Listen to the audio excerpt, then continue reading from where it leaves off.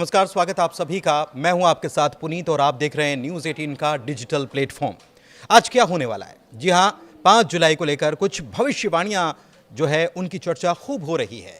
खासतौर पर social media पर इन भविष्यवाणियों को लेकर लोग तरह तरह की बात कर रहे हैं, बहस कर रहे हैं। खासतौर पर जापान में भूकंप को लेकर, भूकंप भी ऐसा जो कि अब तक का सबसे विनाशकारी भूकंप बताया जा रहा है।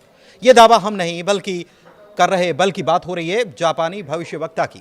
कौन है ये भविष्यवाणी करने वाले वक्ता और उन्होंने क्या कहा है, किसके जरिए कहा है, ये सब हम आपको आज बताने वाले।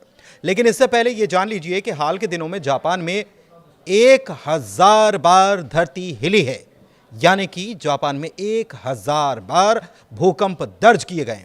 और आलम यह है कि यहां पर अब तो रात को सोने से भी लोग डरने लगे हैं। खासतौर पर आज का दिन उनकी नींद उड़ाए हुए है, क्योंकि आज है जापानी बाबा वेंगा की भविष्यवाणी का दिन। अब ये जापानी बाबा वेंगा कौन है, ये भी जानिए। दरअसल मंगा कॉमिक बुक और बाबा वेंगा का कनेक्शन जापानी मंगा कलाकार रियो तात्सुकी से जुड़ा हुआ है, जिन्हें जापान की बाबा वेंगा कहा जाता है। इसीलिए क्योंकि अपनी कॉमिक बुक के जरिए इन्होंने कई भविष्यवाणियां की हैं और इनमें से कई सच साबित हुई हैं। वैसे आपको बता दें कि इनकी तुलना बाबा वेंगा से इसीलिए भी होती है क्योंकि बाबा वेंगा एक बुल्गारिया रहस्यवादी थीं, जिन्हें भविष्यवाणियों के लिए पूरी दुनिया में जाना जाता है। ठीक उसी तरह से जैसे दुनिया में भविष्यवाणियों के लिए नास्त्रे दमस का नाम हमेशा से चर्चा में रहता है। पहले आपको हाल के हालात बता देते हैं। जापान के मौसम विज्ञान एजेंसी जो है JMA, इसके अनुसार टोकारा द्वीप समूह क्यूशू के दक्षिण में पैसिफिक रिंग ऑफ फायर के भीतर कई टेक्टोनिक प्लेट्स के जंक्शंस पर यह स्थित है और इसमें 21 जून से 3 जुलाई तक 1000 से ज्यादा भूकंप दर्ज किए गए। इनमें से कई झटके जापानी पैमाने पर तीव्रता 1 या उससे अधिक के थे।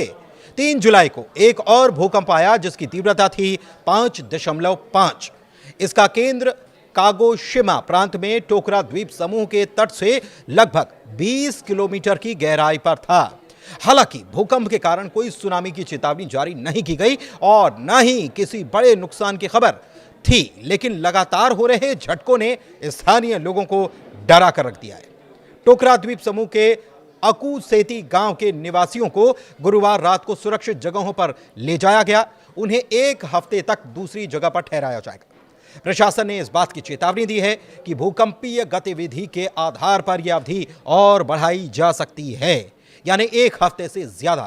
तो स्थितियां ऐसी नहीं कि कोई बड़ी घटना हो, लेकिन मंगा की भविष्यवाणी से डर बढ़ा हुआ है, क्योंकि भूकंपीय उथल पुथल के बीच मंगा कलाकार रियो तात्सुकी की 1999 में पब्लिश और 2021 में दोबारा छापी गई किताब द फ्यूचर आई सॉ ने पूरे एशिया में हलचल मचा दी है। तात्सुकी को जापान की बाबा वेंगा कहा जाता है और उन्होंने अपनी मंगा किताब में यह दावा किया था, कॉमिक में यह दावा किया कि 5 जुलाई 2025 को जापान और फिलीपींस के बीच समुद्र तल में एक दरार आएगी और इससे 2011 के तोहोकू सुनामी से 3 गुना शक्तिशाली सुनामी आएगी।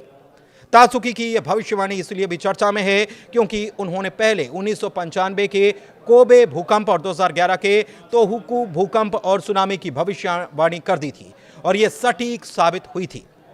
2011 के उस विनाशकारी भूकंप ने 18,000 से ज्यादा लोगों की जान ली थी और फुकुशिमा दाइची परमाणु दुर्घटना को अंजाम दिया था।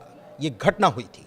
तात्सुकी की भविष्यवाणी और हाल के भूकंप ने सोशल मीडिया पर तूफान ला दिया। हैशटैग जैसे कि जुलाई 5 डिजास्टर ने लाखों व्यूज बटोरे हैं, जिससे कि लोग भूकंप, सुनामी और यहां तक कि साइबर हमलों की आशंका भी जता रहे हैं।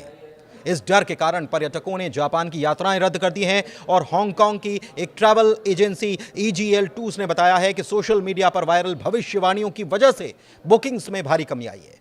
हांगकांग एयरलाइंस ने भी जापान के लिए उड़ानों में कटौती की है और ग्रुप टूर की कीमतें 20% तक गिर चुकी हैं।